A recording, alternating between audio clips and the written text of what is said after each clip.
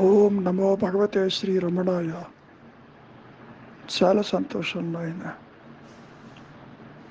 చాలాసార్లు మహర్షుల వారిని చాలా వింత వింత ప్రశ్నలు అడుగుతూ ఉంటారు. ముఖ్యంగా మనస్సులో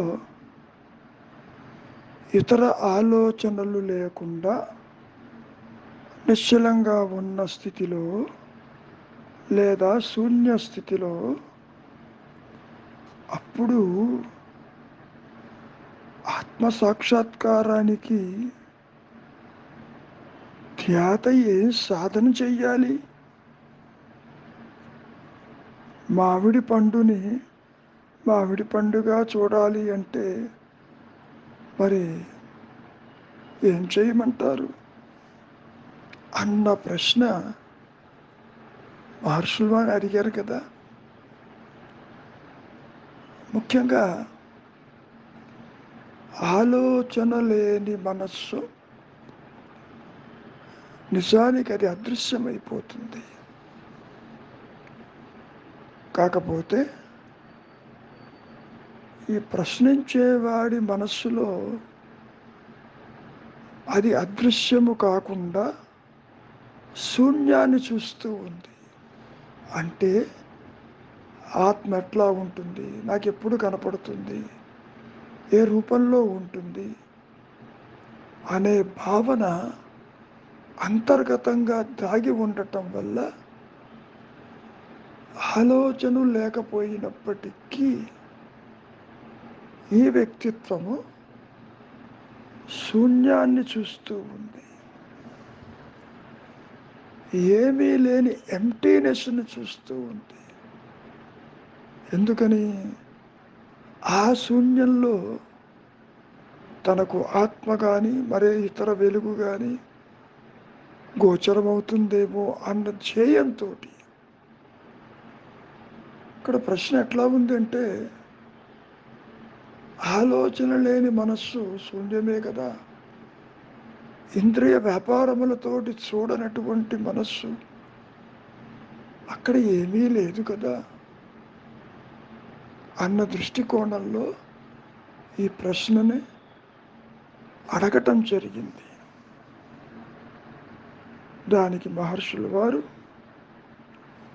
నిజమే, నువ్వు శూన్యాన్ని చూస్తున్నానంటావు, ఇంతకీ శూన్యాన్ని చూచేదెవరు? శూన్యాన్ని గుర్తిస్తున్నావు కదా నీవు, ఏమీ లేదని గుర్తిస్తున్నావు కదా. ఏమీ లేని దాన్ని గుర్తించేవాడు ఉన్నాడు అంటే అక్కడ అహంకారము మిగిలి ఉన్నదని అర్థం. ఆలోచన లేనప్పుడు ఈ వ్యక్తిత్వము, ఈ పరిమితత్వము అదృశ్యమైపోవాలి. ఇక ద్వైత స్థితి ఉండకూడదు.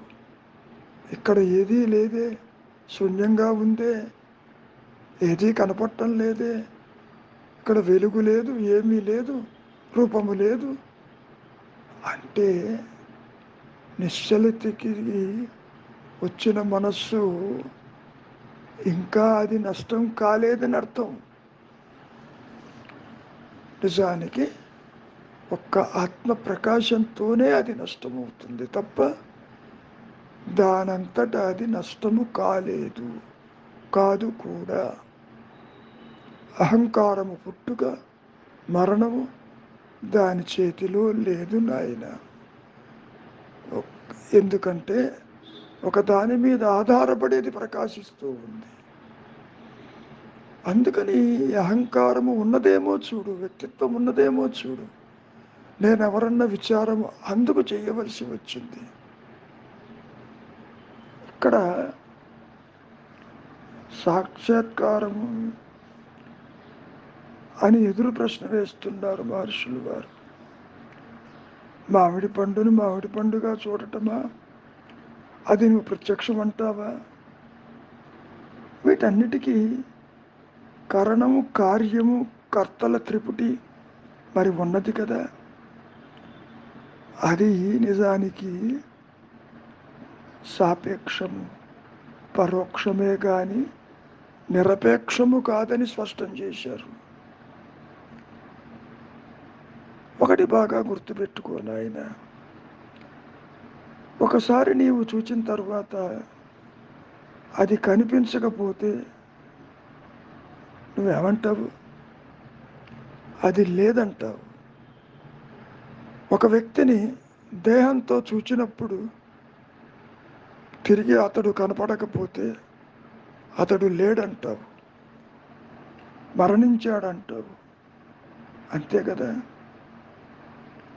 కాబట్టి అది సాపేక్షమే కానీ నిరపేక్షము కాదని ఇంకా స్పష్టం చేశారు. కాబట్టి ఒక వస్తువును చూచినప్పుడు అది ఉన్నదని, కనిపించకపోతే అది లేదని అనటం అనేదే రెండూ కూడా మనోవృత్తులే నాయన. ఉన్నది లేదు, కనపడుతున్నది కనపడటం లేదు. దేహం ఉన్నది, దేహం లేదు. పుట్టుక ఉన్నది, మరణించిన తర్వాత దేహం లేదంటున్నావు. కాబట్టి పుట్టుక ఆలోచన, మరణం ఆలోచన, ఉన్నది లేదు అనేది కూడా ఈ రెండూ కూడా మనోవృత్తులేను. ఒక విషయాన్ని బాగా గుర్తుపెట్టుకోవాలి. ఉన్నదన్నా కాదన్నా అంటే చూస్తున్నాను చూడటం లేదన్నా, కనపడుతున్నది కనపడటం లేదన్నా, ఈ రెండిటికీ కూడా ఆధారం ప్రత్యక్షమే కదా. ఈ ప్రత్యక్షం అనే పదంలో చాలా రకాలు ఉన్నాయి. ఇంద్రియ, మానసిక, సాక్షాత్ అన్నట్టుగా మహర్షులు వారు విడగొట్టారు. ఈ చివరిది సాక్షాత్ ఉన్నదే అంటే అహం స్ఫురణ, ఆత్మస్థితి, అది నిజమైనటువంటి సత్యస్థితి. నీవుగా నిలిచి ఉన్నది. అంతేగాని అహంకారంతో ఆత్మని నీవు తెలుసుకోవటం కాదు. కారణం, ఇంద్రియ మానసిక వ్యాపారాలు అక్కడ ఆగిపోయినాయి, వాటితో నీవు గ్రహించలేవు. కాబట్టి బ్రహ్మైక స్థితి చివరిది అంటే సాక్షాత్ అహం స్మరణే, ఉన్నానన్న ఎరుకే. అదే సత్యమై, నిత్యమై, అనంతమై, ఏకమై, అద్వితీయమై, తురీయమై అది ప్రకాశిస్తూ ఉంటుంది. మరి మిగిలినటువంటి ఇంద్రియ మానసిక వ్యాపారాలు ఉన్నాయి అంటే పరోక్ష జ్ఞానము, అవి పూర్తిగా సాపేక్షకములు. అవి సాపేక్షకాలు, మిథ్యలు, లేనిది ఉన్నట్టుగా కనపడుతుంది. సత్యము లేనట్లు, అసత్యము సత్యముగాను, అంటే లేనిది ఉన్నట్టుగా, ఉన్నది లేనట్టుగా ఈ మనస్సు, ఈ ఇంద్రియాలు, ఈ అహంకారము తనలో ప్రొజెక్ట్ చేసుకుని ఊహించి బయట చూస్తుంది. ఇదిగో ఈ వ్యక్తి ఉన్నాడు, ఈ వ్యక్తి లేడు, ఈ ప్రదేశం ఉంది, ఆ ప్రదేశం లేదు. కనుక సాపేక్షమన్నా, భ్రాంతి అన్నా, లోయర్ సెల్ఫ్ అన్నా, ఆర్టిఫిషియల్ నేనన్నా అంతా ఒకటే. మరి ముఖ్యంగా ఈ మనస్సు, అహంకారము, వ్యక్తిత్వము ఉన్నంత కాలము మరి యత్నం చేస్తూనే ఉంటావు. ఈ శూన్యస్థితిని కూర్చున్న వివాదం చాలా ఉందిగా శాస్త్రాల్లో. కాబట్టి ప్రత్యక్షము అంటే అది పరమస్థితి, అహంస్ఫురణ స్థితి. అది మానసిక భావన కాదు, మనస్సు అక్కడ ఉండదు, ద్వైతం అక్కడ ఉండదు. జీవుడు, జగత్తు, ఈశ్వర భావనలు తల ఎత్తవు. అసలు సృష్టే కనపడదు నీకు. ఒక్క ఆత్మస్థితి మాత్రమే ఉంటుంది. అదే నిజమైన ప్రత్యక్షము. అంతేకాని మనస్సుతో, ఇంద్రియాలతో చూచింది, ఊహించింది ప్రత్యక్షానుభవం కాదు అని స్పష్టం చేయటం జరిగింది. మంచిది. మౌనమే నీ సహజత్వం.